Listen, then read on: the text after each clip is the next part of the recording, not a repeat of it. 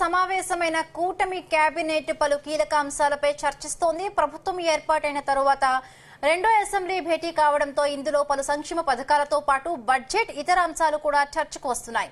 దీనిపై చర్చించి ఇవాళ కీలక నిర్ణయాలు తీసుకోబోతున్నారు. అలాగే రాష్ట్రంలో తాజాగా చోటు చేసుకుంటున్న ఘటనలు, గత వైసీపీ సర్కార్ అవినీతి, శ్వేతపత్రాల విడుదల వంటి అంశాలపై మంత్రులు చర్చిస్తున్నారు. రాష్ట్రంలో ఎన్నికల కారణంగా రెగ్యులర్ బడ్జెట్ ప్రవేశపెట్టేందుకు సాధ్యం కాలేదు. దీంతో ఓట్ ఆన్ బడ్జెట్ మాత్రమే ఆమోదించారు. ఇప్పుడు మరోసారి ఓట్ అకౌంట్ బడ్జెట్ కు వెళ్లాలా లేక పూర్తి స్థాయి బడ్జెట్ సమావేశాలు నిర్వహించాలా అన్న దానిపై కేబినెట్ చర్చిస్తోంది. బడ్జెట్ అంచనాల సేకరణకు సమయం తక్కువగా ఉండడం, గతంలో ఆమోదించిన ఓట్ ఆన్ బడ్జెట్ గడువు ఈ నెలాఖరుతో ముగుస్తున్న నేపథ్యంలో ఆర్డినెన్స్ జారీ చేసే అవకాశాలు కనిపిస్తున్నాయి.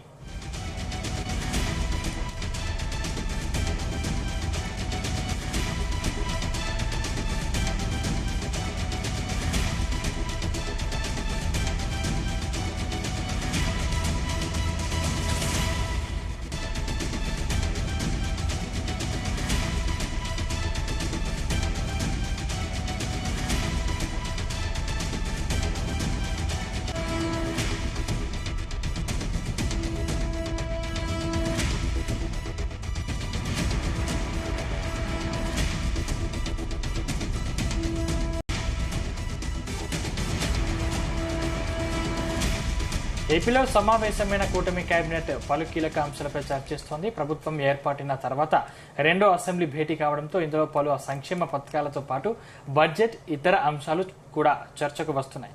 దీనిపై చర్చించి ఇవాళ కీలక నిర్ణయాలు తీసుకోబోతున్నారు.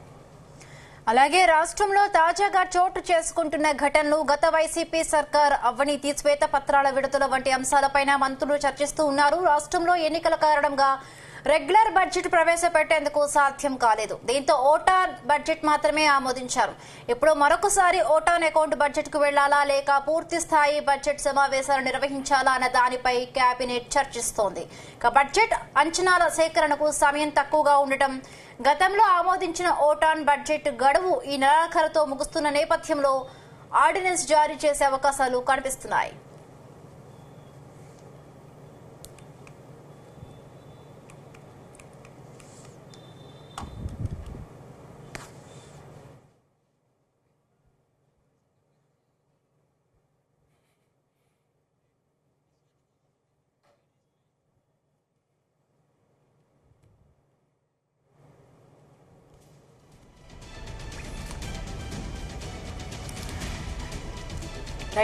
ఏపీలో సమావేశమైన కూటమి కేబినెట్ అంశాలపై సుదీర్ఘంగా కూడా చర్చిస్తున్నట్టుగా తెలుస్తోంది. దీనికి సంబంధించి మరిన్ని పూర్తి అప్డేట్స్ అందించడానికి మా ప్రతినిధి యశ్వంత్ సిద్ధంగా ఉన్నారు. యశ్వంత్.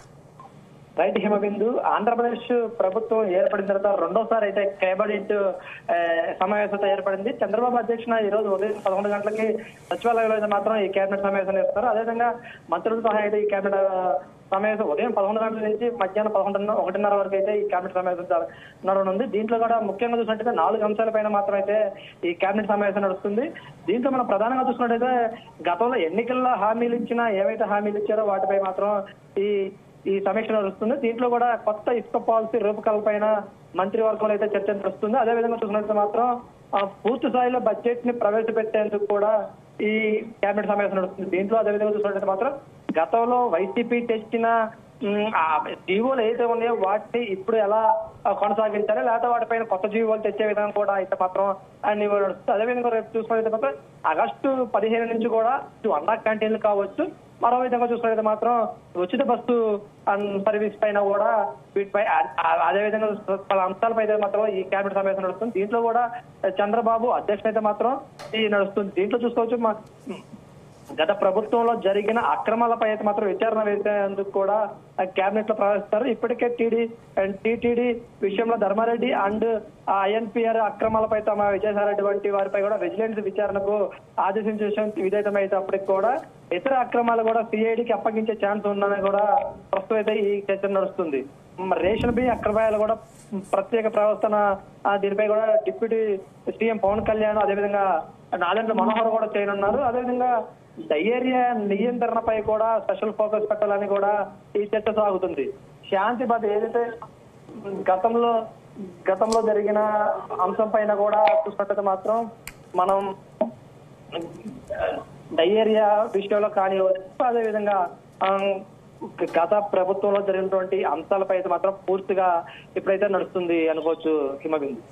రైట్, అంటే యశ్వంత్, మనం చూస్తున్నాం ఏపీ ప్రభుత్వం ఏర్పడ్డాక కూడా చిన్న పిల్లలపై ఎక్కువగా కూడా దారుణాలు చోటు చేసుకుంటున్న సిచ్యువేషన్స్ చూస్తున్నాం. ఇప్పటికే 3 పిల్లలు తాజాగా విజయనగరంలో ఒక ఘటన జరిగింది.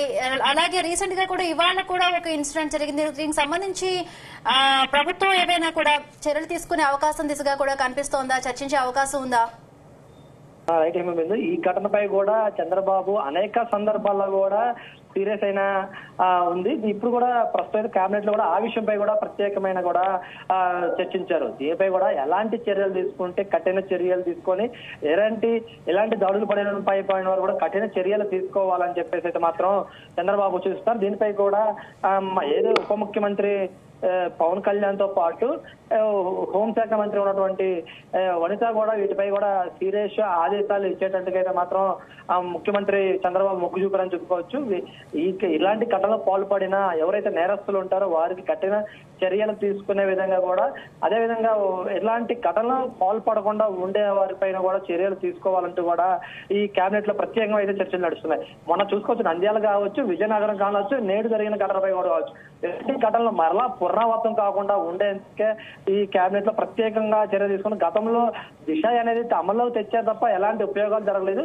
ఎలాంటి ఘటన దిశ యాప్ కాకుండా మరో విధంగా అంతకంటే ఎక్కువగా ఉండేందుకు ప్రత్యేకమైన స్పెషల్ టీమ్ తో పాటు మహిళా కానిస్టేబుల్ తో పాటు కొత్తగా జీవో తీసుకొచ్చి కొత్త జీవో తీసుకొచ్చి మహిళా కానిస్టేబుల్ ని రూపకల్పన చేసి వీళ్ళకి ప్రత్యేకమైన అంశాలతో పాటు ప్రత్యేకమైన వీళ్ళకి విధులు నిర్వహించేందుకు శిక్షలు రూపొందించి వీళ్ళకి అదే విధంగా ఉండే విధంగా కూడా తీసుకోవాలని మాత్రం ఈ కేబినెట్ లో కూడా చర్చినట్లు మనకు జరుగుతుంది Himabindu. Right, thank you Yashwant, thanks for the updates.